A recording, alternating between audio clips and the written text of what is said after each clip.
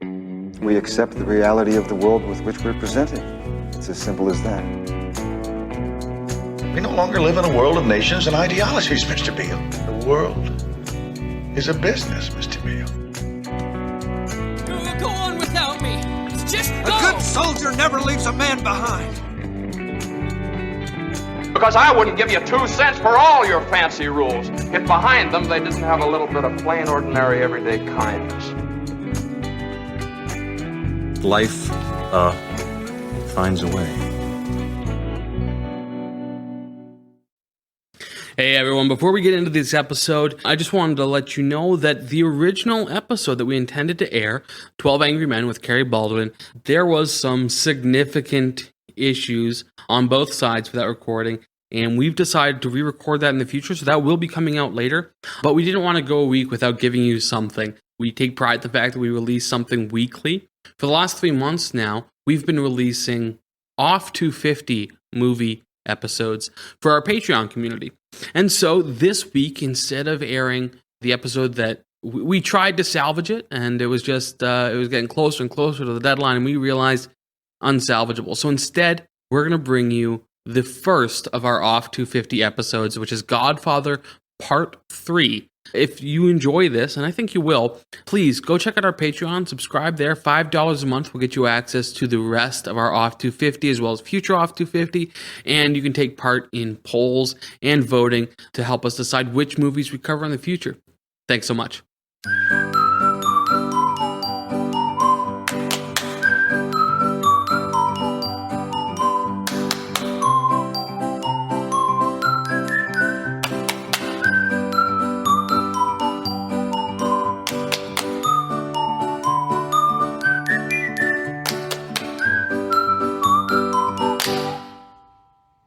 Welcome to Silver Screen Bias's Off 250, our monthly subscriber-only show. Once a month, we let you, the subscribers, vote on a movie for us to watch and dig into it. We're examining truth claims in your favorite movies, while also examining our own biases. I'm Nelson. This is Jeff. And this month, The Godfather Part 3. The Death of Michael Corleone. Or Coda.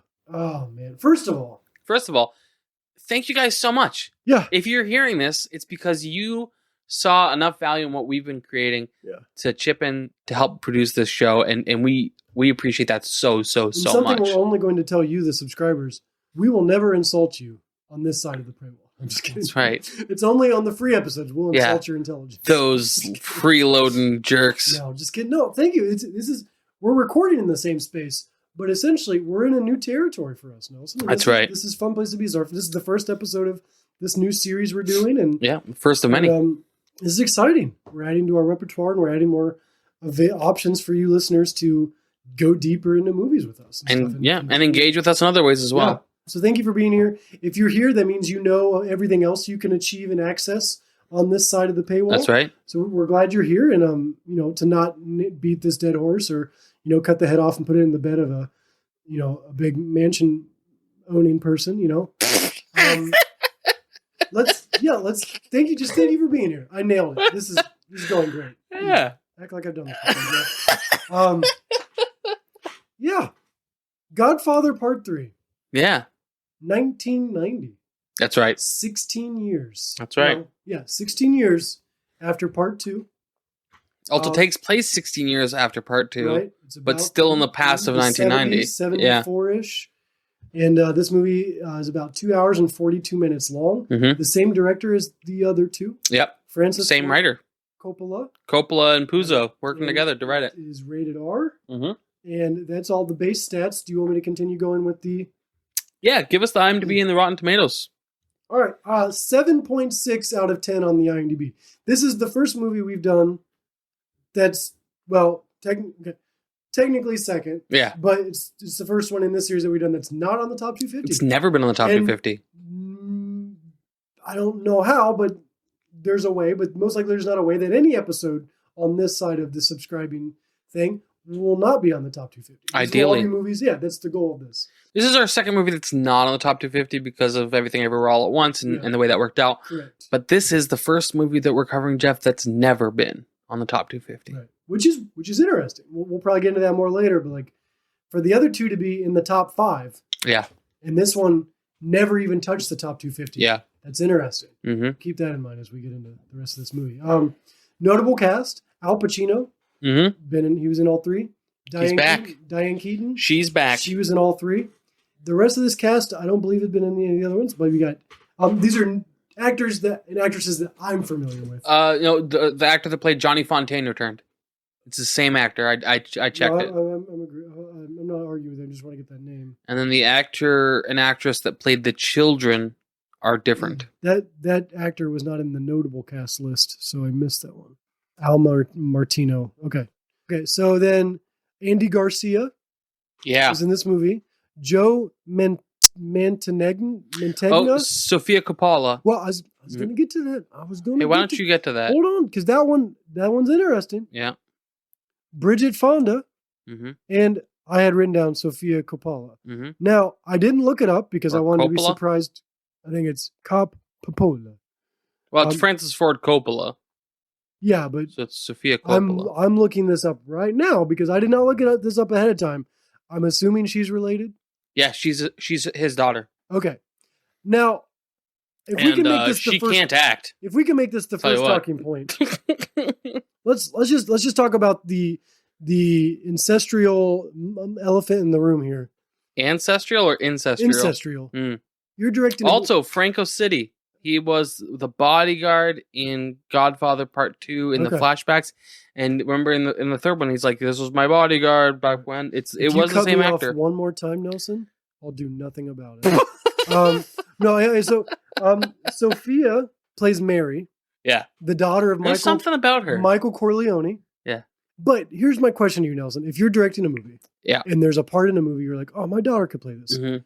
and then you assign your daughter to a role in the movie that inevitably goes on to have romantic feelings and actions towards a family member. Yeah. How would you feel about putting your family member into a character of that manner? Well, I gotta say, putting myself in the feet of Francis Ford Coppola and Mario Puzo, they say write what you know.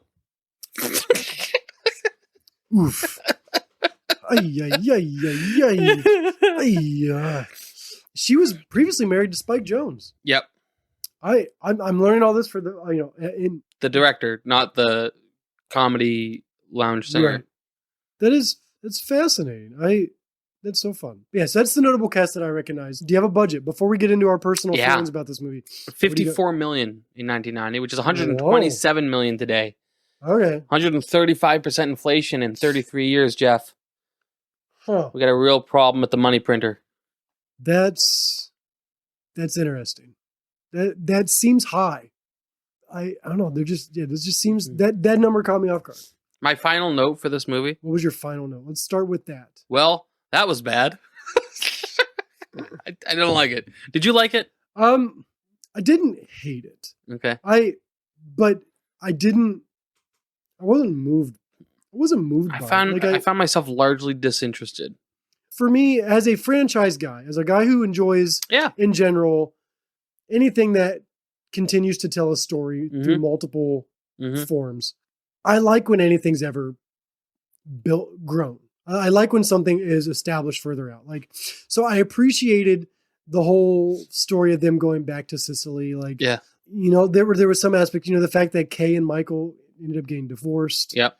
There was things that I felt were very logical and very valuable pieces of information as far as a continuation. The whole idea of Michael wanting to get out of the business and trying to finally gone legitimate.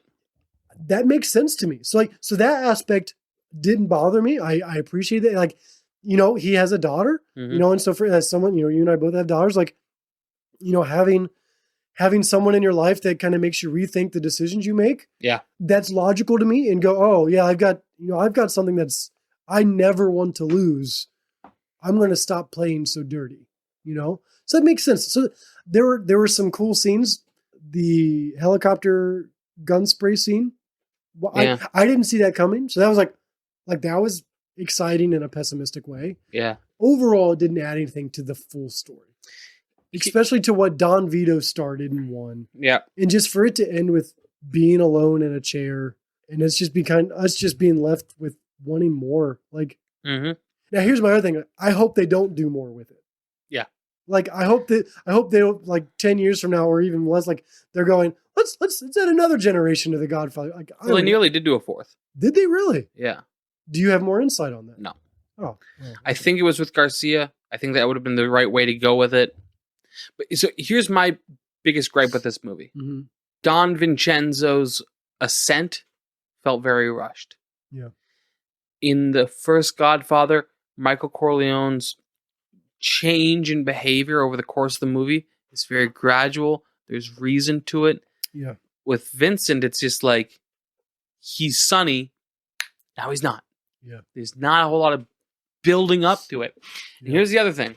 This franchise, right, across the trilogies, it did the same thing that I feel like Fast and Furious has done. Fast and Furious, the first one, it's not outlandish. No. It's believable. It's in a sense realistic. Yep. When it comes to the stunts and action that are performed. Yeah. Each movie has gotten more and more outlandish and absurd and pushing the boundaries, jumping the shark, as it were. Yeah, going to literally bionic humans. Yep. And And cars in that, space. I feel, is what this trilogy did. The first movie is a fight for the future of the family and New York. It's contained, and not even really New York. Their section of New York. Section of New York. Godfather Part 2. Fart. Godfather Part 2 is a fight for the future of the family, Cuba, and Las Vegas. I believe it's pronounced Cuba. No, it's Las Vegas. Oh, my bad.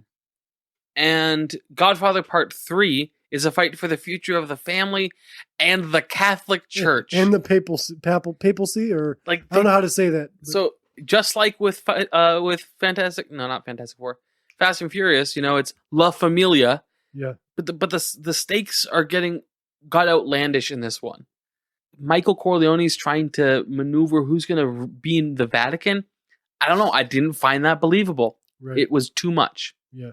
That for me was the part that got out of hand. Yeah. Not the whole, like, that was the moment where, like, okay, this is a little too much. Yeah, I agree with you. Every other aspect, the trying to, buy off the other people that are within the dark, when Michael was giving his shares from the Vegas casinos, and like that all made sense to me. That was logical. I believe that. I felt that. The papacy thing was weird. And then the other thing was how many new people got introduced. Yeah. Who we are treated like we know their backstory. Yeah. But they're brand new. We don't know anything about them. Yeah. This movie felt very much like, I think we can make another one. Yeah. Now, you read the book. Yeah. Like, okay, let me say this before I forget this fact here, and then I want to get into that. Oh, yeah. This movie came out in 1990. Do you know what else came out in 1990? Not me. Just according to the top 250. I didn't come out for another year. Goodfellas. Oh. Al Pacino. Which came out first?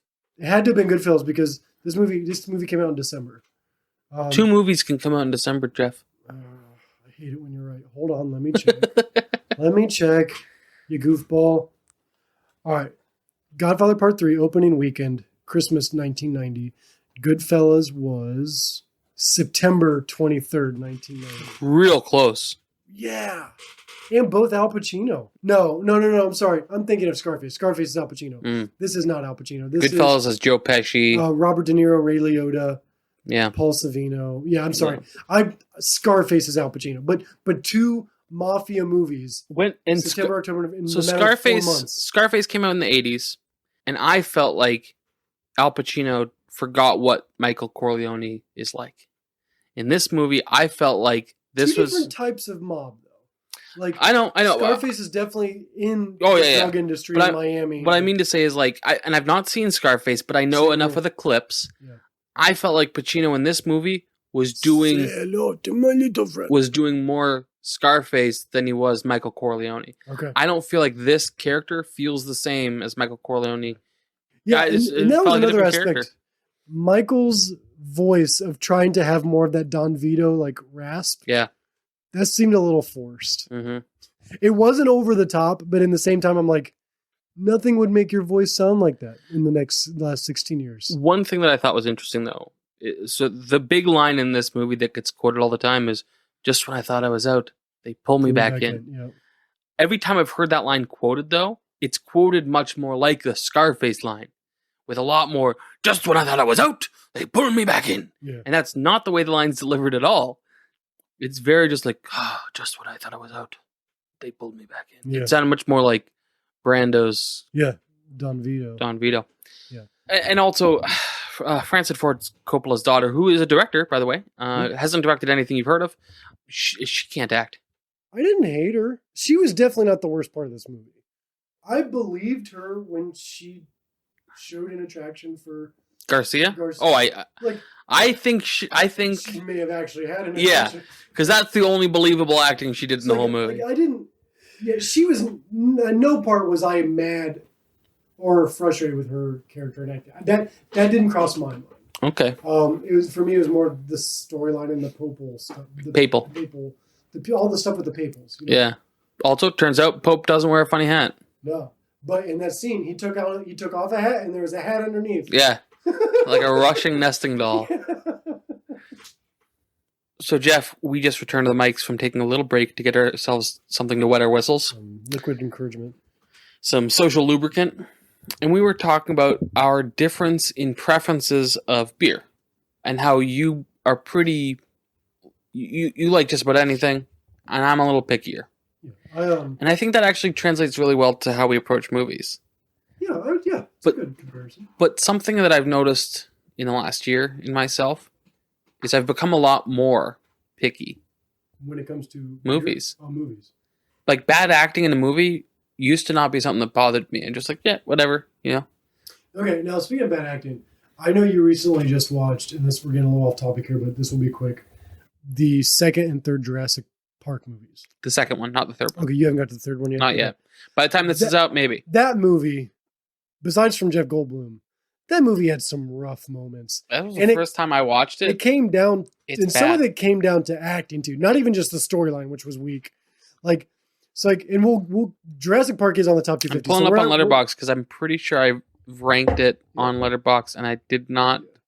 Jurassic Park is on the top 250, so I'm going to save this conversation for later. But just in general, speaking of a movie that had bad acting, Jurassic Park 2 is definitely one that I was like, yeah, this is rough. I gave it 2 stars. Yeah. That's not the worst movie I've ever reviewed. Well, there's 2 stars for you to go lower, so yeah.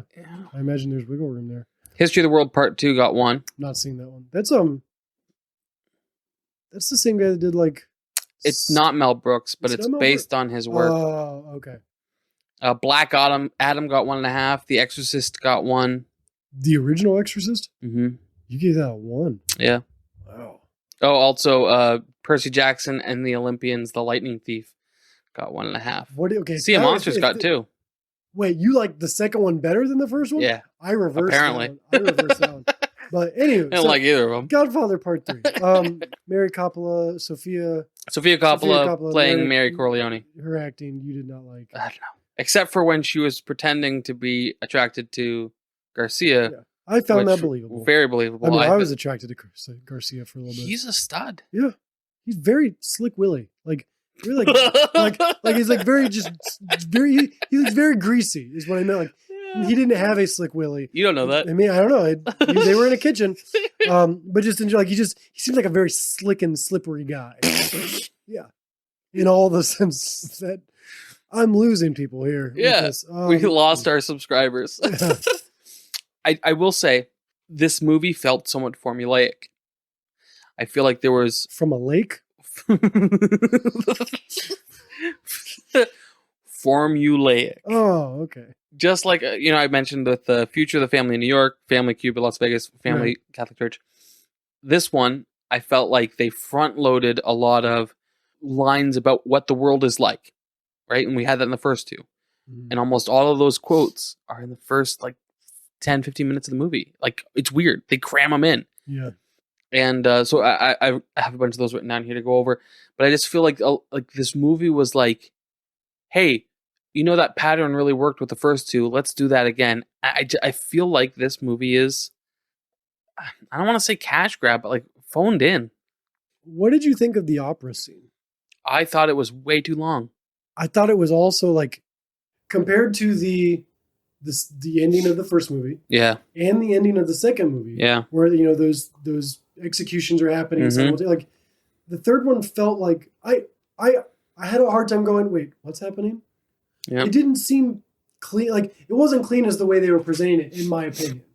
Again, I didn't hate the movie, but it's definitely the least best of the three. And it's definitely not the best movie we've seen in our talking series. about formulas in this. Betrayed by the guy that you thought was your friend. Yeah. That's like right off the bat. Yeah. When they introduced this guy, I was like, I haven't seen him before. He's like, oh, you're my father's dearest friend. I was like, oh, this guy's going to betray him. Sure enough, he betrays him. Yeah. And they're all shocked and brokenhearted. I don't know. It frustrated me. Yeah. The lack of creative integrity in this movie, I felt. All right. I was going to ask you this, and I'll make sure I don't forget. You listened to the book. Was there anything in this third movie that they pulled from the written novel? There was nothing in this movie that was familiar to the book. Wow. Nothing. That jumped out at me now. Wow. Now that we're at movie 3, how does the book end? And what part of the story does the book resolve at? The first book. Yeah. I've only listened to the first one. I haven't listened to any of the following books. Where does that book That book ends the same place the first movie ends. Okay. Except that in the book, Kay is much more aware of what's going on, implicitly condoning it, and becomes Catholic. And you said in that book as well, it also includes the flashbacks to Sicily. Yep. So that were featured in the second movie. That's right. So besides the full movie of the first Godfather, it also included the flashbacks of part 2. It barely covers Vito's life in Sicily. What it covers is Vito's youth. New York on, basically. Right, okay. It covers a little bit of Sicily, but for the most part... His migration over. Yeah, and him creating a life for himself in New York. Okay. Actually, so since you brought up the book... I didn't bring up the book. Who brought up the book? Did someone bring up the book? Maybe your wife did when she walked through. Was this movie based on the book? Yes. No, actually, this movie was not. This movie was, at best, inspired by what might be considered literature. So I wanted to talk about, more from the book than it was from the movie, anarchism through the eyes of Don Vito Corleone. Remember the line, why did you go to the police first rather than come to me? Mm-hmm. In the book, that's a larger conversation. And he goes on to say that by going to the government for his justice, he received the justice that the government has available. And he insinuates that if he had relied on him instead, he'd have had true justice. This is something I've been kind of chewing on for a while now. It's why I didn't really talk about it much in Godfather Part 2, but it's something that I've been thinking about. If we trust the state for our justice and safety rather than God, we will only get the corrupt and incompetent justice and safety that the state can provide. That is something that I've been kind of like processing, and I think the book makes a really great case for it, and that's something I've been kind of like thinking through. As we've talked about before, it's my position that the state is rebellion against God. In 1 Samuel chapter 8, Samuel says to God, I'll just read it. 1 Samuel 8, 6-9, but when they said, give us a king to lead us, this displeased Samuel. So he prayed to the Lord, and the Lord told him, listen to all that the people are saying to you. It is not you they have rejected, but they have rejected me as their king, as they have done from the day I brought them up out of Egypt until this day, forsaking me and serving other gods, so they are doing to you. Now listen to them, but warn them solemnly, and let them know that what the king who will reign over them will claim as his rights. And he goes on, he's going to conscript your sons, he's going to force your daughters into slavery as well, he's going to tax you, he's blah, blah, blah. I think right there, God's giving us a picture of that desire to have an earthly king, an earthly monarchical, not monarchy, but like monopoly of governance. And right. That is a rebellion against God. And if you put your faith in that, the best you can get is whatever that provides. If you put your faith in God instead, you're going to get his justice, you're going to get his safety. But if you put your faith in the state, you're going to get the state's justice and the state's safety. And the state is at best incompetent and at worst corrupt. Mm. And I think that while Don Vito is not a Christian, he's a Catholic nominally. Oh. But oh shoot, I thought this was a Christian movie. This is a faith-based film, right? Yeah. That's why James Cameron's in it. Not James Cameron, Kirk Cameron. Kirk Cameron. Shout out to Full House. His brother. Or Wonder Years. No, what? Growing pains. Oh, growing pains. The Jeffersons. He's moving on up. Yeah. So I wanted to talk about that because that's something that I've been thinking about for like it's been like 2 weeks now since we covered the first one and I listened to the book. A week and a half. Yeah, it's just been on my mind is that this idea of like the thing that you trust in for your safety and justice. That's where you're going to get your safety and justice, and you're only going to be able to get the best that it can afford. Yeah, if I had to pick, sort of bouncing off what you said, but kind of sort of changing it a little bit. Sure. We've talked about this in previous episodes where if I had to sum up like my biggest desire and goals in life, it would be to establish a legacy. Open a pancake house? I've done that. Oh, you can retire then. Jeff's House of Pancakes. J-Hop. J-Hop.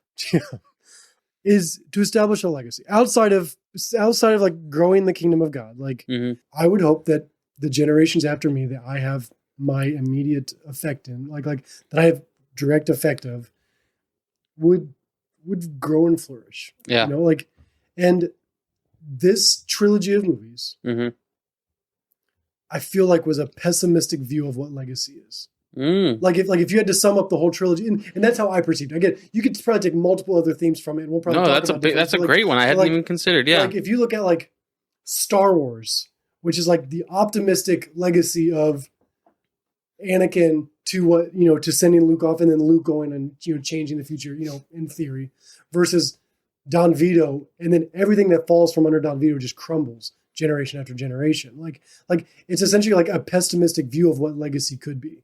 And just like, so that's kind of like, for me, that's what I took away is like, what's the main theme? And it's how being unfaithful, corrupt, dirty, even with the right intention, but doing it in the wrong way can leave a legacy that also has the characteristics of corruption, dirty and stuff. So, I don't know, that was kind of like if I had to sum up the whole trilogy, it hit with that legacy topic. It hit with like, everything they wanted to do was establish the next generation to keep what they were doing going forward. Yeah. And it kept being challenged, kept falling, kept losing momentum, kept, getting shot up. Like, and just like, I don't know, that was for me probably the biggest thing I took away from this whole trilogy. It's interesting because there's an old saying. Oh. The first generation makes it, the second generation spends it, the third generation wastes it or blows it or whatever. That's the English one, but there's like almost every culture has one. In Japanese, they say wealth does not pass 3 generations. Apparently, there's a Pashto saying, the grandfather was born in a tent. He remembers living in a tent. He will lead people well. He who stands on toilet gets high on pot. Is that the same thing you're saying? Or is that a different proverb? I think that was like Confucius. Confucius. Yeah. Confucius. Confucius. So yeah, sorry guys. I think that's a really interesting observation. Vito built it. Michael at best struggled to maintain it. Yeah, and there were times where Michael seemed promising. I'm trying to think of an example. I'm sure there are. I can't think of one off the top of my head from the movies, but like there were times where I'm like, okay, Michael. Out of the other brothers, Michael was definitely the best fit. One was dead and one was in Vegas or doing just crazy stuff. Yeah. But also before the first movie, we get from the conversation surrounding it that Sonny has too much of a temper to inherit. So even though he's the oldest, he was not expected to inherit. Fredo was too kind-hearted and soft-headed. He wasn't expected to inherit. The youngest was expected to inherit, and he wasn't interested. Yeah. I don't know where I was going with that. Should we go into some of the lines from the movie? And maybe if it comes back to you. Is there lines in this movie? At least one. Yeah, sure, I guess that seems logical. That's a thing we do. Yeah, we could start that, I guess. The only wealth in this world is children. More than all the money and power on earth, you are my treasure. That's what Michael says to his children. Both of them at the same time? Yeah, in the opening monologue. Okay. In the letter he writes them, asking them to come to his ceremony where he receives a fictitious award from the Catholic Church. That award itself does not exist in exist. real life? No. I was like, I was confused about Similar what he was getting. awards do exist. Okay, just But not that the one doesn't. specific one of Yeah. Saint Sebastian or whatever it was. I think so. I didn't watch the movie. I don't know. Oops. No. Yeah, that was. Do you agree with the statement? I'm not convinced Michael Corleone believes it, but do you agree with it? Say it one more time. The only wealth in this world is children, more than all the money and power on earth. You are my treasure. Okay. As someone who has a kid, yes. Well, I believe, and this may be a little bit edgy, but like my first and foremost priority will always be my wife. So if I had to prioritize the people living under my roof, I'll die for either my wife or both my wife and my daughter, but like my wife will always come first. Yeah. Always. And then, the rest of the family. Yeah. The peons. Myself as well. No, right. Yeah, sure. No, just, but Me also with my family. okay. I was like, I guess I'll tell Lindsay we added another one. Yeah. But in general, I would change, instead of kids, I would just change it to family. Because like to make it more of a blanket true statement, not everyone has kids. And so does that mean like the parents that don't have kids, and I, as one who before we got our daughter was, we were battling infertility and trying to have kids for multiple years, like that would mean that we can't achieve that for sure goal, that the highest goal of what he's stating. Mm-hmm. So it hits home to me in the fact that like I can empathize and sympathize with people who can't or don't have kids, but that doesn't devalue what their family's values are, Mm-hmm. So I don't think that's a one size fits all statement, but as someone who has a child, I would say, yeah, like I would put my wife and child above anything, and it would affect every decision I make. Yeah. When I hear that though, I do think of the people that don't or can't have children for endless amounts of reasons, that statement could almost be kind of hurtful to in a non-intentional way. Just like, well, I guess, okay, I'll never know what that means. But that's, and with that being said, like that makes a false truth of the fact that like they haven't achieved an official. I would say, even though it might be insensitive to those that can't conceive or can't adopt, I don't think that makes it untrue. I think it does, because it's stating that you can't achieve that unless you've accessed this specific family goal. Yeah. Yes. I agree with that statement. You can't have children unless you have a way to get children, whether by your own or through adoption. Right. But that doesn't mean that it's not true that it's the greatest wealth in the world. So, for example, I don't own a Fabergé egg. Doesn't change the fact that Fabergé eggs are incredibly. Doesn't change the fact that Fabergé eggs are more valuable than any earthly possession that I own. That's what we'll buy with our first checks from our subscribers. Yeah, I see what you're saying. And at that point, it literally just becomes then a matter of perspective. Then. Mm-hmm. Like, because your most prized possession is my Fabergé egg. Mine is my Fabergé egg that I keep from my cats from chewing. Yeah. No, but so I guess it's just a matter of perspective then, in that sense. So no, that statement then in that fact would also not all encompassing then. So I guess I don't agree with it wholeheartedly. Okay. Just because of the fact that there's a lot of stipulations that I would alter depending on the family situation that you're in. I agree with the statement that the most valuable thing that you can have is children. I agree with that statement, which is why it's tragic when people can't. There are other valuable things in this world. Right. And people that can't have kids and they can still find value. Absolutely. Yeah, absolutely. Like it doesn't negate them from achieving a valuable lifestyle, which just being super real. That was and I'm not going to speak for my wife here, but like that was a part for me that I struggled with in our time of infertility. And honestly, not so much now having achieved being a father and stuff, but there's still a wound there because of the fact that we did it in a different style way rather than doing it conceptually and stuff like that. But yeah, I mean, I have very real feelings about absolutely that. Yeah. And that's not something that's easily set aside. Also because of that greatest value claim, it's also why it's so tragic when people who have kids don't value their kids or do everything they can to not have kids. Yeah. I find that also tragic. Yeah. Now, It's a different tragedy. Right. Now, some people would, we could have the same argument about this, about just being married in general.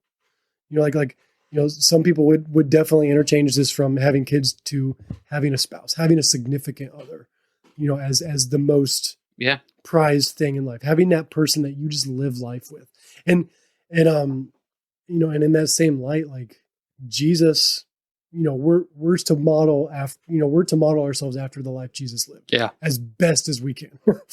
And Jesus chose a life of celibacy and singleness for his short life that he lived on earth, in comparison to our average lifespan. It's like, it's being able to, I don't know. Wow. Jesus is a difference. Obviously it's hard to compare ourselves to Jesus, but just in general, like, I hate putting like blanket statements or achievements on things that make it like you cap at this. And if you're choosing not to do this, and that makes you less than this, I know many people who are choosing the life of singleness for different reasons and are having a full, valuable, vibrant life. And again, I may be missing the direct point you're trying to make, but I feel like stating this, I just want to make sure, like, we're not making like an all truth statement of like, you have to be married and have kids to achieve full life. No, not at all. No.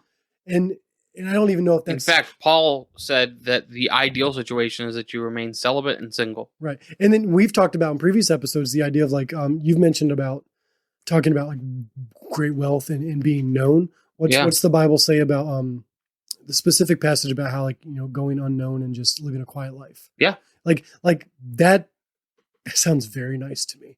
Yeah. That's why we started a podcast. That's right. No, but yeah, so that's why I struggle with those statements that are just very definitive and like this or not, which it's Michael saying it. So Michael's obviously coming from a perspective of having kids, having a type of close relationship to his father, and having a spouse, if not, two spouses. Two spouses, both of which he loved deeply. Yeah. So just his perspective is because he's in those situations, and I think that you have to take that into consideration. So if you have a wife and kids, if you have a spouse and kids, then yeah, I think that statement has more value than as someone who's choosing the life of singleness. Their greatest treasures would be something different. Right. And just as valuable for them. I don't know if you can say that. Their treasures would be different. Yes. Just as valuable. I don't know that you can, because there's no counterfactual. There's nothing to there's nothing for them to compare it to. Right. And that's what I'm saying is like these are not blanket statements. We can't, the statement Michael's saying cannot be a answer that fixes all. You and I can only have an opinion about because we have a wife and kids. If either you was single, one of our perspectives may be, I absolutely disagree with that because I am living a full, fulfilled, valuable life. And those two things don't even sound attractive to me. And my life is valuable. We can't speak for them and they can't speak for us. Sure. All right. That's what I'm saying. Michael's statement is for a specific perspective. He can't speak for all, and neither can we. Okay. People who don't have kids, when they say that they don't want kids, to me, what I hear is that they don't even know what they're missing out on. So that's not everyone. Lindsay and I almost gave up. And so our answer to people, if that was the choice we made, our answer to people was going to be, we just don't want kids, because that was the only choice we had. So there are people that say that statement that means something else than just the fact that they don't know what that means, because we knew the value in it. That's why we pursued after it. We couldn't achieve it. I'm talking about the hypothetical you gave me of somebody who doesn't have kids, doesn't want kids, and they're leaving just as fulfilling of a life in their mind. Right. What I'm saying is they don't know what they're missing out on. Right. Right? Just like we forget what it's like to be single and free. Sure. I love you, Lindsay. And so what I'm saying is they're wrong when they say it's just as valuable, because they can't know that because they don't have it to compare to. I have it to compare to. Right. It's not as good. In your opinion? No, I'm saying that this is a universal truth. Okay. I disagree with that. And that's fine. No one on earth has the ability to make that statement on that specific subject. We can't Disagree. speak for everyone. Am I missing something? Yeah, you are. Okay. I'm saying that whether or not having children is valuable is objective, not subjective. I'm going to be honest. I don't know the difference between objective and subjective. Objective means it's true or false, regardless of what you think about it. Subjective means your opinion is the entirety of its value. Okay. So you're saying it's objective. I'm saying it's objectively true. Mr. Nelson, you're making an objective statement that covers the whole human population. Yeah, and I think Scripture backs up my position on children being the most valuable thing. Okay. Now, we're not all called to be parents. That's true. So that's true. Again, so then that means that there's a whole group of people then that are left out from having the most valuable experience, and that's what I don't think is true. Then that makes your statement untrue. The fact that I guess I'd say second most valuable. There's a whole population of people who are choosing to not have kids or have been given an obstacle that permits them from having kids, yet they're having a full and fulfilled life. Yeah, and comparing or not, that means that you can have a full, fulfilled life without having kids. Right. So that makes your statement subjective. No, it doesn't. Because I didn't say that you can't have a full and fulfilled life without kids. That wasn't what I said. I said it's the most valuable thing. I still disagree with that. And that's fine. Okay. I just don't think that there's any subjectivity to it. I think this is an objective truth. Okay. And I think that we can prove that it's objectively true because of the way society throughout history has treated children, has valued children above all other things, the way that people sacrifice things that they otherwise consider to be the most valuable thing for children, including children that aren't even their own children. I think it's objectively true that, now, of course, you could make the church answer of the most valuable thing is relationship with Christ. Right. Totally agree. I mean, that. And I would see that as I would say that objective. I would say that it's second only to that. Second only to a relationship with Christ is children. Okay. I'm probably going to get an email about this, aren't I? I don't think so. I don't think so. Because whether or not it's objective or subjective, I think is a conversation worth having. And that's basically. I don't want to ever. There's a lot of responsibility that comes to saying things that are objective. Mm-hmm. I don't want that pressure on me and stuff. It's like, it's just like that means that you're speaking for someone else. If you're making an objective statement, you're speaking for someone else. And there's bound to be people out there that are going to disagree with you. And again, I'm not saying you're wrong. I'm just saying your statement can't be objective. Okay, let me ask you this. Because it is a matter of opinion. Let me ask you this. No. Okay, so here's where you're misunderstanding me. Okay. Allow me to put words in your mouth and you tell me if I'm wrong. Okay. You think... Ouch! Get that out of there. What's that doing in here? You think that because I think it's objectively true that children are the most valuable thing in the world, that I then therefore think that everyone must have children or pursue having children. Okay. That's not what I'm saying. Okay. I think that gold is one of the most valuable metals of the world. I think it's one of the most valuable ones. But that doesn't mean that everyone ought to have gold. Because something is objectively true does not immediately make it a moral ought or ought not. Let me see if I can give you an example here. This is a picture I saw floating around today, and I think it's perfect. Was it a meme? Yeah, actually. This makes me think of the Alex Jones thing that I posted today. I got the perfect thing here. Oh, I lost it at the shuffle, but man, does it speak volumes. Secular person, I want to do X. Christian, you're free to do it. Secular person, but you think X is wrong. Christian, yes. Secular person, because you want to control me. Christian, no, you're free to do whatever you wish. Secular person, but you think X is wrong. Christian, yes, but only because I want what's best for you. Secular person, but I want to do X. Christian, you're free to do it. Secular person, but I want you to say that X is good. Christian, I can't say that. Secular person, why are you such a hateful, intolerant bigot? And I think this kind of ties back to this. Just because I believe that it is an objective truth that children are the most valuable thing in the world the only things that creates as a obligation or speaking for others Okay.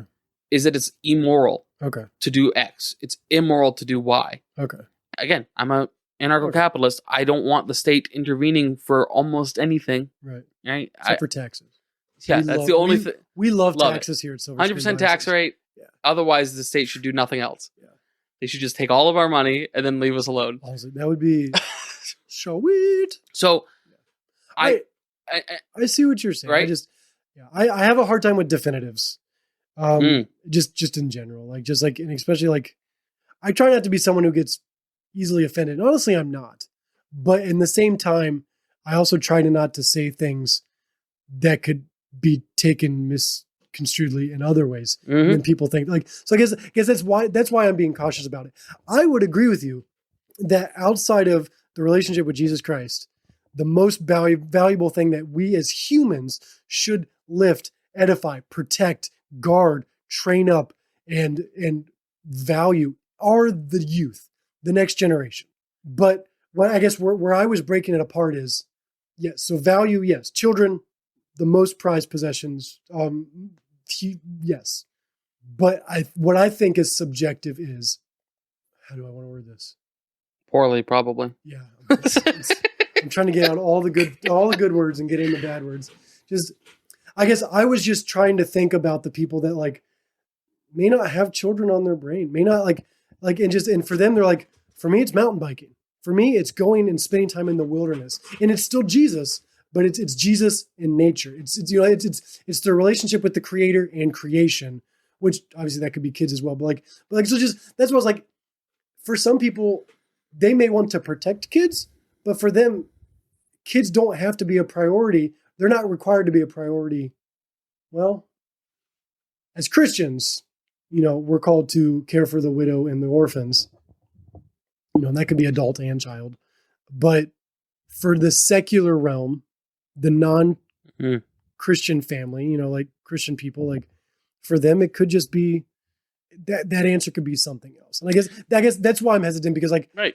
I can't speak for everyone, because you and I come from a shared perspective of faith and prioritizing Jesus, others, and ourselves, like in that order, like, and other people for different family values could prioritize it differently. And I don't want to negate that. I want to negate that. I want to say, no, mountain biking is not as valuable as children. Well, I mean, have you seen the new Huffy that came out? Because I haven't. And nobody that values mountain biking more than children is excited about the new Huffy, Jeff. Yeah, no, I know. So I get what you're saying. Like I just, that's why I was quick. I was slow to agree. Immediately go, yeah, it's objective. But I guess as I've seen you broaden that expanse of like thing, just like, I just thought you were saying like everyone is designed to have kids, procreate, and raise. Like no, not everyone's meant to be parents. I agree. Like everyone should be meant to be good humans and uplift other people, which includes kids. But not everyone's meant to be parents and parent people. I don't know that I agree with that statement that everybody is meant to be good humans. Oh, that's another episode. Okay. But yeah, so yeah. The scripture talks about God has vessels of wrath. Right. Well, I thought he was just talking about Surge, the energy drink. Oh. Is that a vessel of wrath? Yeah. Man. But yeah, right. So I get what you're saying. Yeah. And as I've communicated and I've kind of broke it down verbally, like I guess I see what you're saying and I don't disagree. Yeah. I have a hard time with definitives. Yeah. Like if children weren't so valuable, it wouldn't be tragic when there's a miscarriage. It wouldn't be tragic when people are infertile. Correct. It wouldn't be tragic when children are raped and molested and beaten. Right. Absolutely. And I, for one, think it is tragic. Deplorable. When those things happen. I agree. Well, now that we're in a happy place. I love music, but he should finish what he started. Talking about Tony. Michael's son. Michael talking Tony. about Tony to his wife, Kay. Ex-wife. Ex-wife, Kay. With that quote, we can get into the subject of family business. Like there's a lot of families that, a lot of parents, a lot of previous generations that start businesses and they expect the next generation to take it over when the adult retires. Like, it's like, so for me, that one line, and we see that a little bit, like, I don't want to do the family business. I want to sing. Like, yeah. I want to dance. Like, I'm like, and for me, like, like this isn't a personal thing. Like both of my parents, love them, grateful for them. But like neither of them came from a place that had Dance? a business where, no, we danced. The Hicks household does not dance. Oh. At least not well. But no, I never said well. Never said well. But like I never came from a lifestyle that had something where I was going to be handed something or going to be offered like, hey, this is yours if you want it. I didn't come from that. You ever seen Step Brothers? I hated it. Dad, I was going to join the family business. I'm a doctor.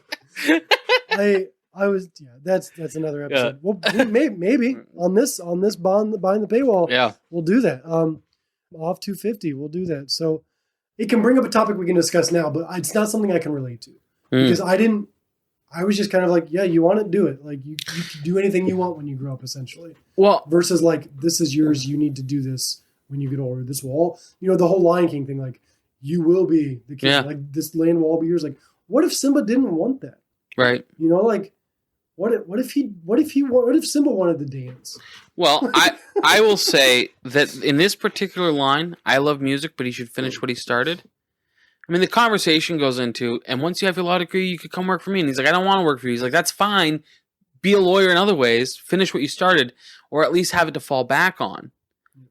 And so what I saw more in this line was, do you feel as a parent, it's your responsibility to teach your daughter to finish what she starts? Yes and no. So yes to like, if she wants to join a sport, she's committing to the season. Yeah. Because we're having that right now with Patrick. Like we're doing soccer. Yeah. And the first few practices we had tears. Yeah. And I was like, dude, sorry, you want to do this? We're committing. There's a commitment. There's a commitment to, and I think there's exceptions for anything. But with sports, because it's seasonal, it's not a lifetime commitment. Like it's one of those things. Like no, you commit to this, see it through through the end. Yeah, and accomplish the goal you achieved. Finish the degree, even if you don't like the goal. Yeah. But in that same light, so say she was in this hypothetical scenario thing. Instead of my daughter wanting to do soccer in 5th or 6th grade, it's wanting to do music at Juilliard. And she gets to Juilliard and she realizes that even if she has some skills, even if she has the skills that got her into the school, she realizes she's like, the music industry, the arts industry is not where, even in a spiritual sense, God's calling me anymore. Now I want to go to missions. I want to do something else. At that point, I think it's okay. I think it's okay to know your limits. And I think there's a moment when your passions can come into play and your passions can go, this is where I'm not calling you to do this anymore. If you know that once you graduate from Juilliard, you're going to go work Wall Street. Yeah. Then there's no benefit of finishing Juilliard. So like, I think there's exceptions. As they're younger, with my daughter, as she gets older, I mean, we haven't had this experience yet, but our goal will be to finish your commitment. If you're going to take a class in school for a semester, you're not going to drop it. Yeah, finish the semester. Finish the semester. So I guess a degree is not necessarily the commitment. Correct. The semester is. Right, but in that same sense, because now we're talking about adult life. Yeah. Where now, like, he could be earning an income now. He could be pursuing his pursuits, rather than having to do those young, youthful, essentially required fundamentals of growth. He's beyond those fundamentals. Now he's going to career building choices. And if he knows his career is not law, there's no value in him finishing his law degree. And we know that money's not an option. So we know it's not I don't want to finish because we don't have the funds. We know it's not a financial thing. Right. It's we know it's coming down to passion. And we know Michael has no passion. He's going to go to class. He's going to go sit in the back of the room and he's going to be like, I am bored to death. And I am not going to give two hoots about this. Like, there's no value in what there is value in is knowing your limits and going, I've passed my limits in this field. I'm going to go on to something else where it's a smarter move. If you were Michael, would you push your son to at least commit to finishing the semester? No. No? If it was a financial thing, yes. Well, if it's a financial thing, you've already paid for it. It doesn't matter. Well, I guess, I mean, the money's already spent. Well, it depends. Like, I mean, when I went to college, we paid monthly. Okay. So for me, it would be like, by the time the semester ended, we're paying the last month's payment of that semester. So for my family and the financial wealth we had, it would be like, yeah, you're going to finish this semester because we're currently paying for it and we can't get our money back for this semester. Right. But if it's, and I guess the other thing is, if he's got, so did they say how many semesters he has left? Nope. Okay. Wasn't a if he's discussion. if he's a first year semester. I may be mistaken. I got the impression he had like a year left. Okay. But I don't know if that was ever in the conversation. Okay. I would have the conversation of, you're almost done. Yeah.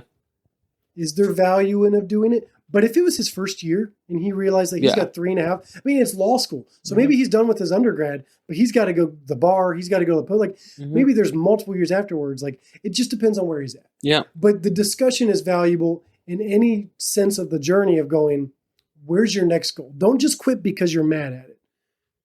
Don't quit just for quit's sake. Quit because you know yourself, you've learned something about yourself, and you know where your next goal is.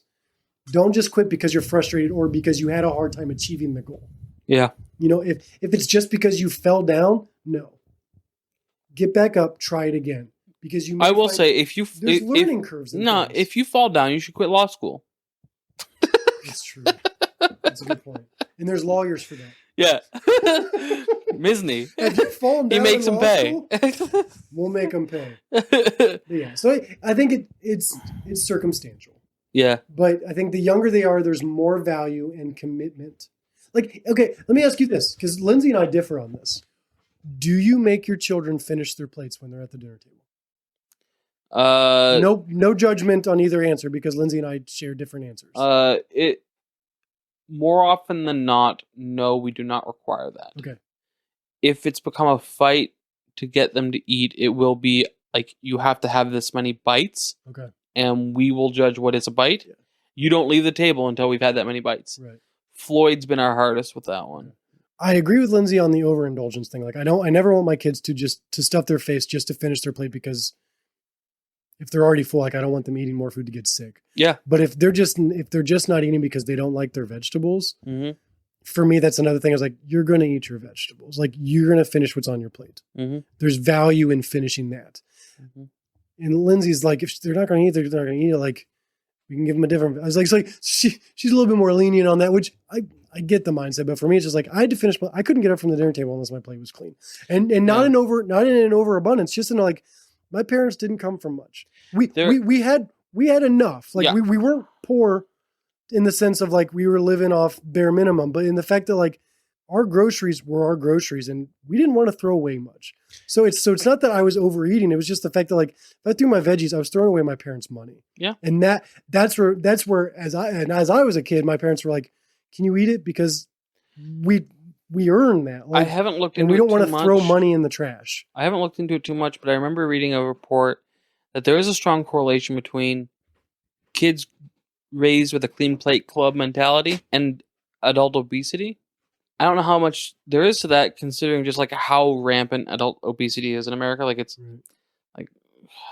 it's almost impossible to prove a correlation there, I think. So I haven't looked into it, but that has made me nervous about forcing my kids to clean their plates. Okay. No one in my family's obese. So like you used to be. From a statistic standpoint, I was never like, my 600-pound life's TLC but that's, type story. But there's a big difference. But there's a lot of room between morbidly obese can't leave the house. Thanks for stating to our listeners that I was obese. Well, I am currently obese. I wanted to put the image in their head that I was very comparable to, Channing Tatum or you are now Chris Farley. I am more like you're beautiful, Nelson. We don't even need to get into this. You're gorgeous. I got weight to lose. I'd hug you. Follow up to that line, same conversation. Michael says to Tony, "What if you fail?" And Tony says, "I won't fail." Michael says, "Men always believe that." That really stuck out to me. Okay. That's like the entrepreneurial hyper-masculinity. There's some not even just that. Too. It's this entrepreneurial spirit. You have to be a little crazy to try something outside the box. Mm-hmm. I honestly think there's more value in failing though than there is succeeding.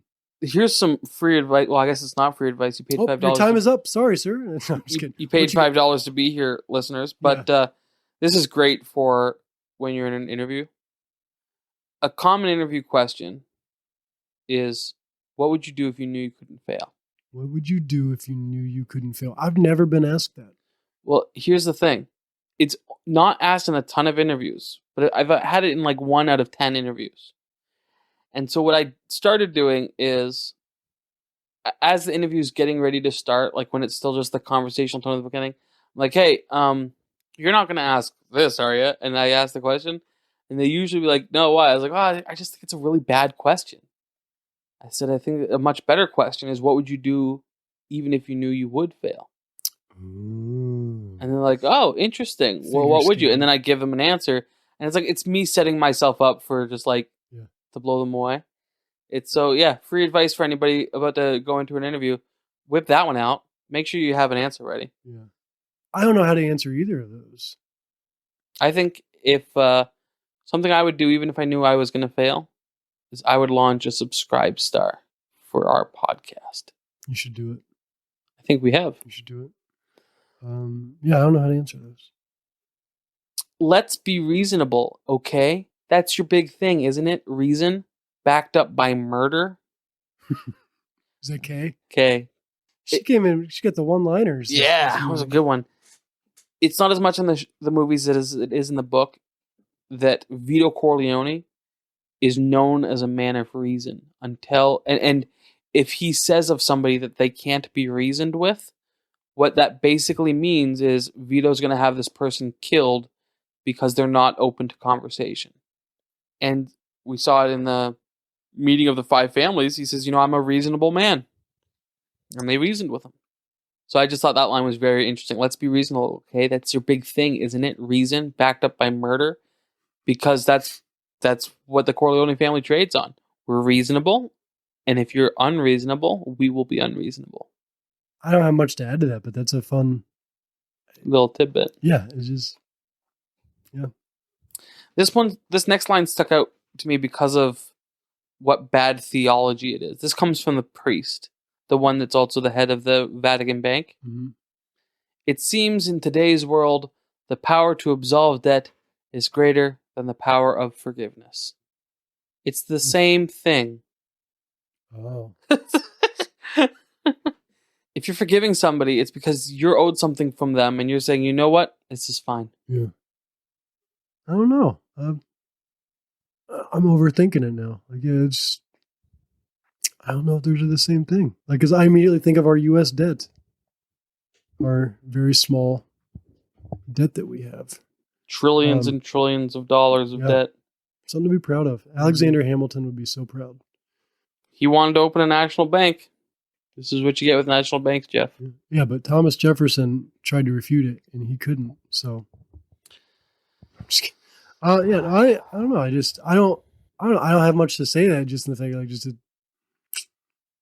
yeah, they are similar things, but like, I think it's in one sense, I think it's easier to forgive someone because that's just verbal. I mean, granted, there's emotion to it, right?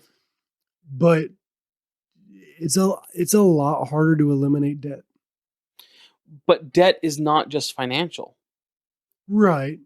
But again, debt seems to require a little bit more than just verbal, right? Like, no, I mean, if I owe something to you, I know what debt is.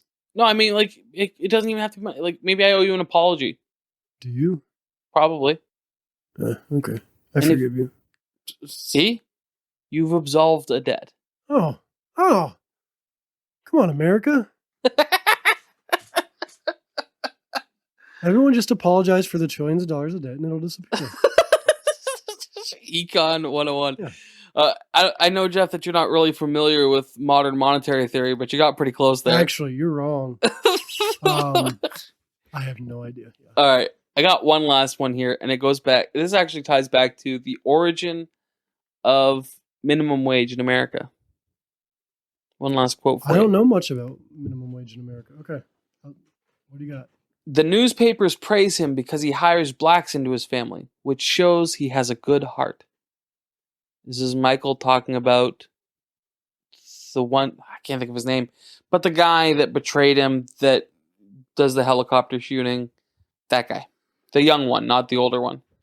The newspapers praise him because he hires blacks into his family, which shows he has a good heart.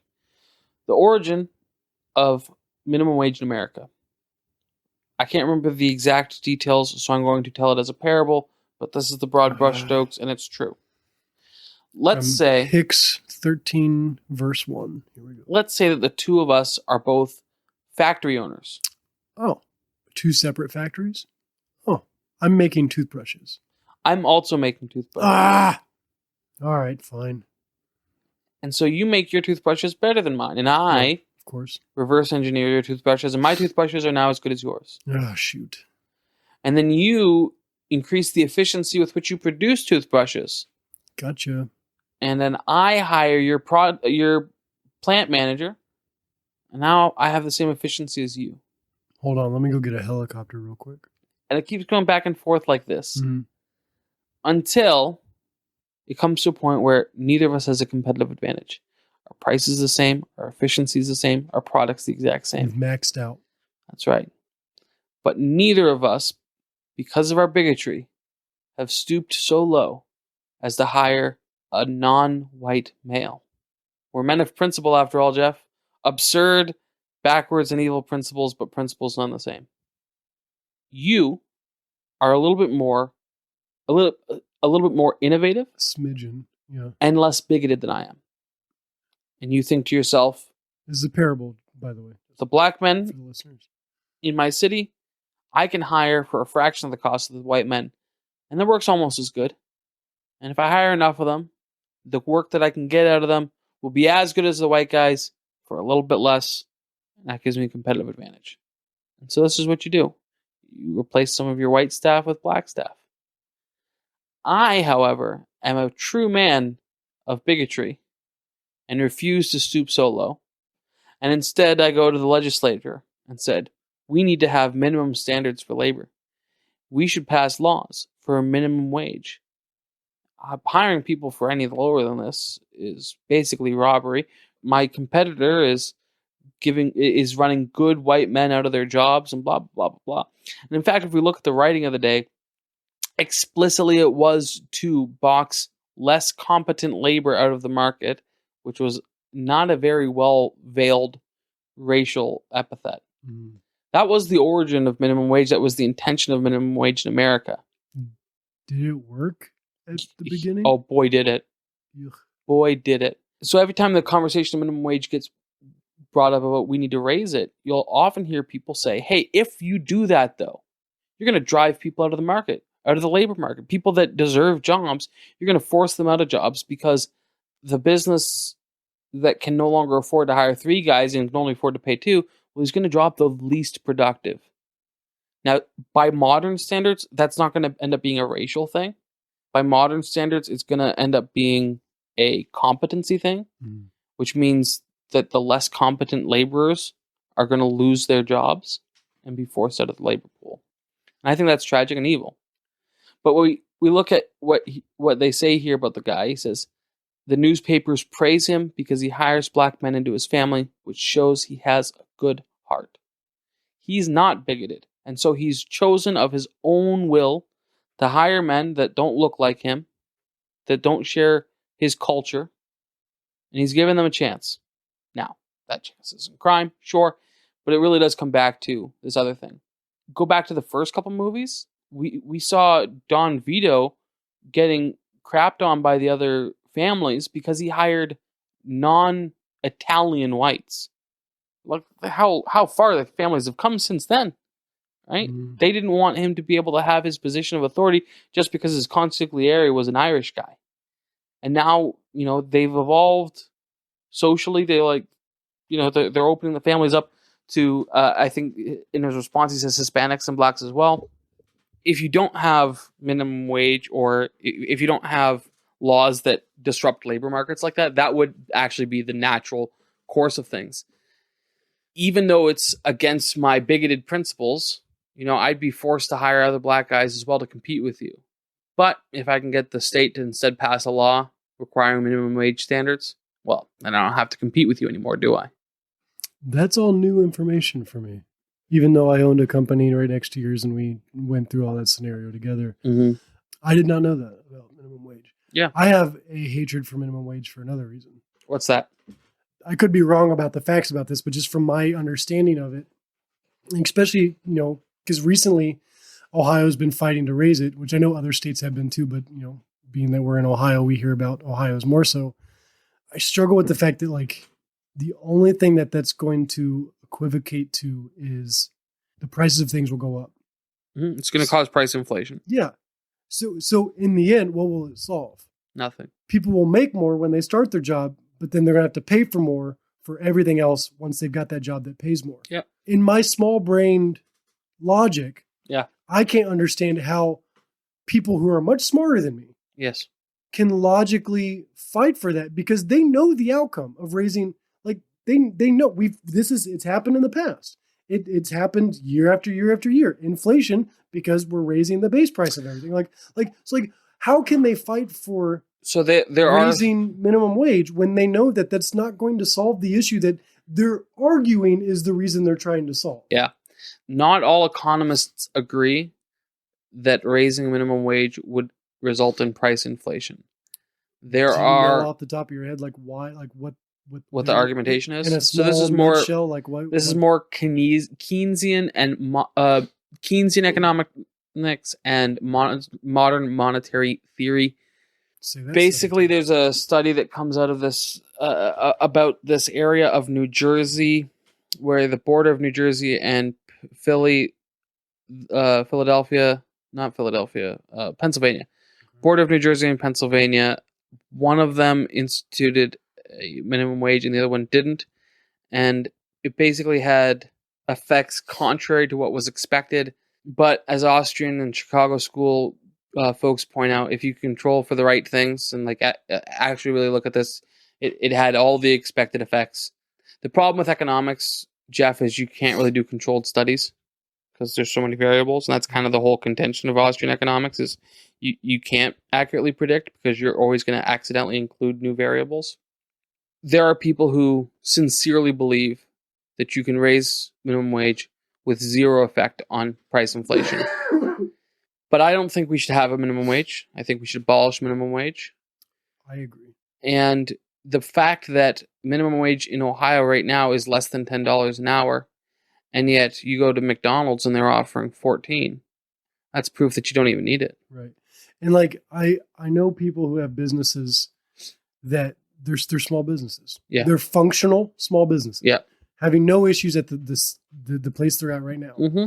But for them to be required to pay more to their employees that are already happy means that they're going to have to fire people, or they may cease to exist. Those are the options, and they will almost because it's very unlikely that they'll choose to cease instead. For a small business, though, they can't afford to fire people. Right. You can't function on less workers if they're that on the margin. Right. Yeah. So just like that's my struggle. Is like we could lose some really good small businesses because of the fact that they won't be able to afford the stuff that they need to buy to make their goods. And this is why they can't pay.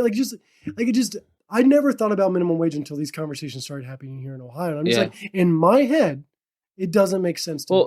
And this as someone who doesn't make much. What you're just pointing out right there, that's exactly why organizations like the Waltons, who own Walmart. Love that show.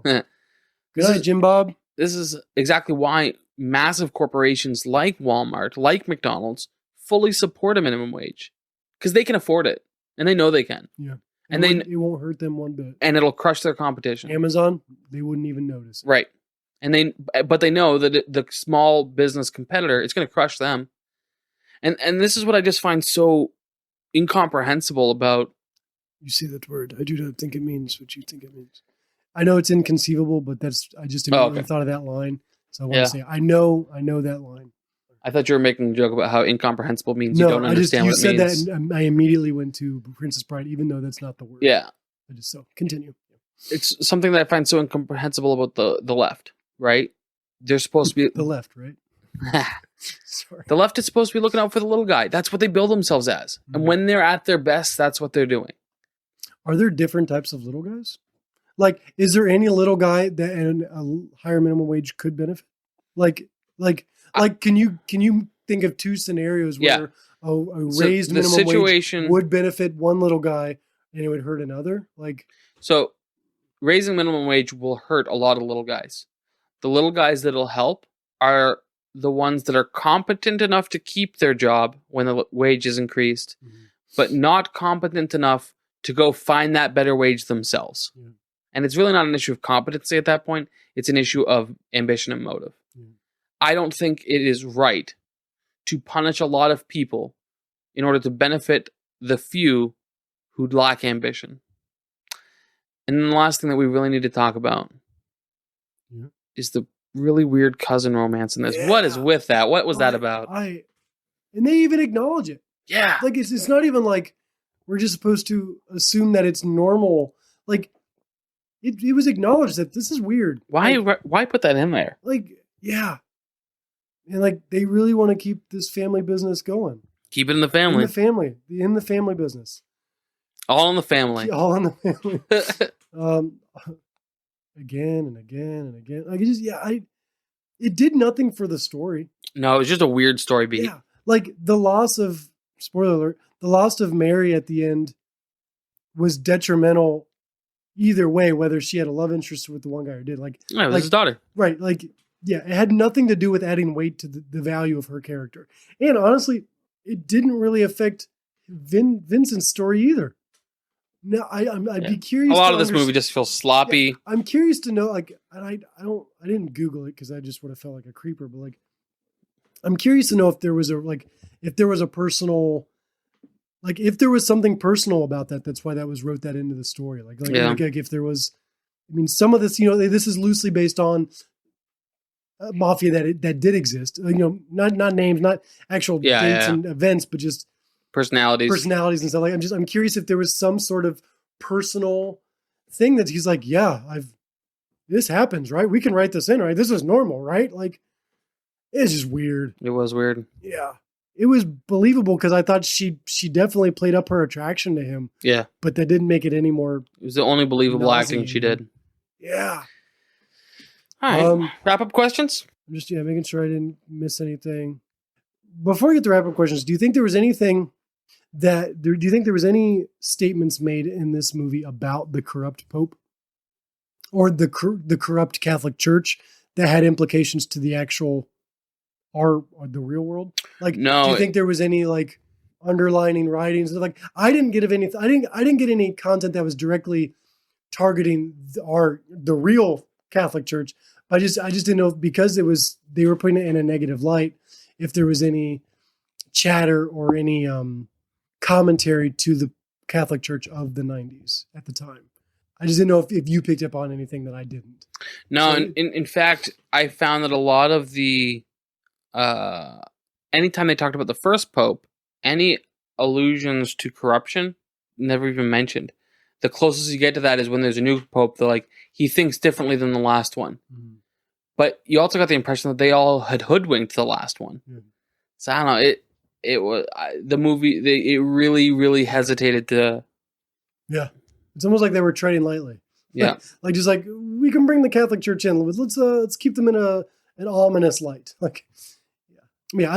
I had nothing to add to that. I was just curious if you had thoughts on that. No, because that's the only other note I had down. I was like, I had Dirty Pope and the rest of his staff corrupted. Like, question mark. Like, was that a commentary for? Yeah, and then I don't know, again, sloppy writing here. They brought in the Snoop Pope. You're like, oh, interesting.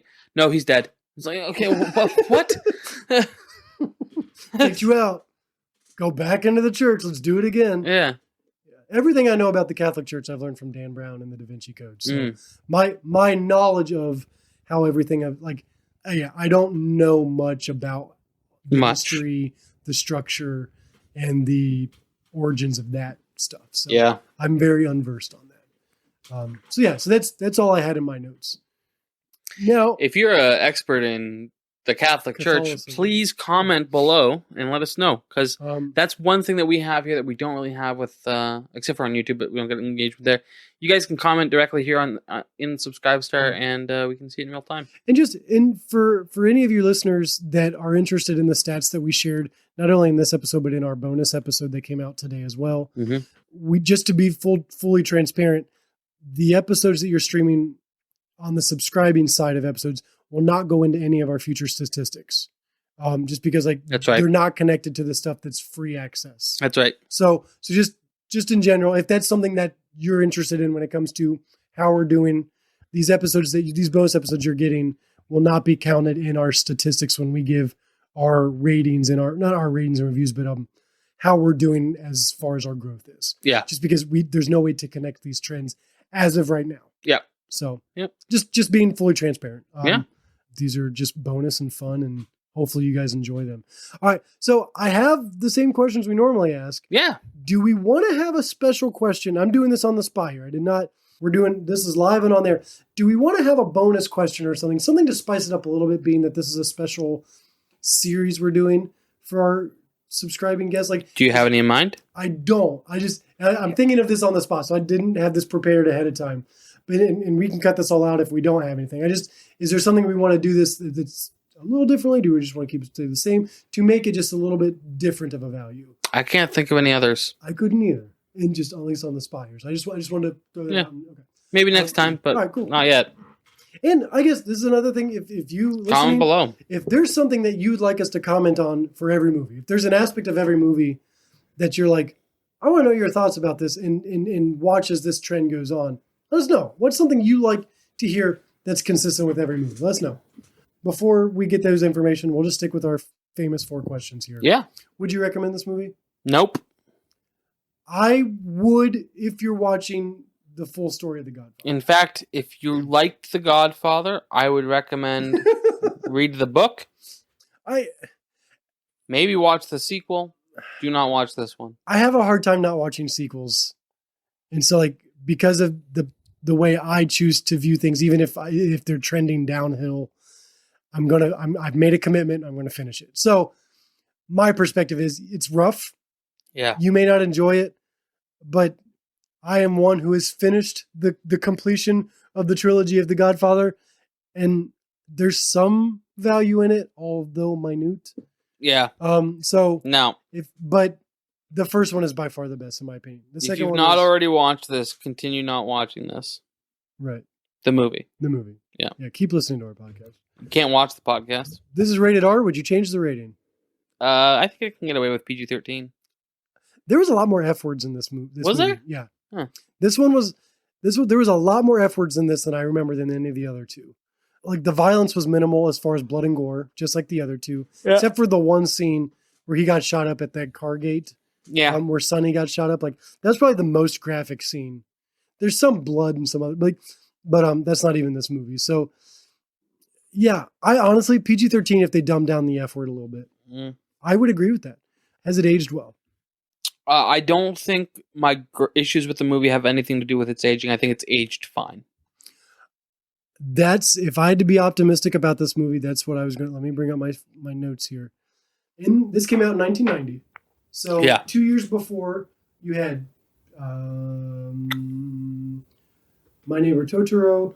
This is just specifically from the 250. Grave of the Fireflies, Die Hard, Cinema Paradiso, Indiana Jones and the Last Crusade was in 99. Dead Poet Society was in 89. Goodfellas was 90. And just the year later was Silence of the Lambs and Terminator 2. The thing I'm going to say that's optimistic, and I wanted to kind of give just an idea. Yeah, time capsule again. Yeah. This movie felt as the exact same style as the other two. And I appreciated that. Like, it didn't seem like it advanced technologically. Oh, yeah. Like, okay, I thought you meant like stylistically. The way the audio was, the way the cinema captured, the cameras captured it, it felt congruent with the other two films. It felt like I was in that same world. It didn't feel like I was watching a remake and now everything's HD and like it felt like a brand new movie. You know, like yeah. It felt like it aged the way it should have aged when it came to production in the setting they were wanting you to put it. I will say it didn't feel like the year in which it was supposed to feel. It felt like it happened almost right after the second one. Yeah, as far as like wardrobe and stuff, I was like, I can't really tell what year this is. Right. And so I thought for knowing how technology advanced in 16 years, pretty substantially, it was really cool how they kept it feeling the same type of it felt not low budget, but it felt all practical. So I appreciated that. Yeah. I would say it aged nicely, and I liked the way that they continued that vibe. Yeah. Even if there was some wait, what year is it again type of situation. That's me being super optimistic. Would this be in your top 250? No, not at all. I rated this one. This is like in the bottom third of my movies so far that we're reviewing. The list I'm compiling, if you've listened to me talk about this in previous episodes, I'm including our off the 250 episodes because we will eventually surpass 250 movies. Yeah. And this is a way where now I can actually visually see 250 movies. So this one is at the bottom. This one's below. This one's right above On the Waterfront and right below Psycho. For me, it's, will I ever rewatch this again? No. I probably won't watch On the Waterfront again. I may watch Psycho again, and that's why it's just below that. Like, this most likely will not make my top 250 as the way it's going. And if somehow it continues to stay, I'll make sure that I change my rating then because my rating is skewed because it's not a good movie. It stinks. It's a stinker. It's a stinker. I'm glad I've watched all three of them though. Overall, I'm glad now I can say I've seen The Godfather. I can pick up the references when I watch other movies now and when people are kind of paying homage to, I now understand these things and stuff, which I'm proud of now. I've watched some these iconic movies now. So I'm glad I've watched all three. I think just for the sarcastic pretension, in the future, if somebody asks me if I've seen The Godfather, I'll say no, but I've read it. So next month, The Jerk. Steve Martin. Oh, I love this movie so much. And thank you again for subscribing. We love you. Like, we are so grateful for you for going that extra mile and believing in us. Yeah, means a lot. Like, and we're literally not just saying that. Like, we are going to, as we continue to grow, we are going to continue to find ways to show our appreciation for you, to you, and for you, and of you for believing in us. And through you, and on you, and under you, and around you. And to grandmother's house we go. Thank you from the bottom of our hearts. Thank you for being on this journey with us. And if there is no one listening to this episode, Nelson, this was still fun. Yes. Okay, bye. Bye. We hope you enjoyed this episode as much as we did. If you have any feedback or suggestions, we would love to hear from you. That's right. Tell us why we're wrong. By supporting us here, you get access to exclusive bonus content and help us continue to create high-quality episodes, as well as help pay for our future plans. Links to our social media and merchandise are in the show notes. Thanks again for listening to this episode. I hope you enjoyed it, and I hope you go check out our Patreon. Next week, we will be back with our regular schedule. It's recorded. We've already checked the audio. We've checked everything. It's working good. It's going to be out on time. And that episode is Jeff and I, Children of Heaven. I think you're really going to enjoy it. Thanks for listening. We hope you enjoyed this episode as much as we did. If you found value in what we discussed today, please consider leaving us a rating and review. And don't forget to subscribe so you never miss an episode. If you have any feedback or suggestions, we would love to hear from you. That's right. Tell us why we're wrong. If you want even more content and ways to engage with us and each other, check out our Patreon page. By supporting us there, you'll get access to exclusive bonus content and help us continue to create high-quality episodes, as well as help pay for our future plans. Links to our social media, merchandise, and Patreon are in the show notes.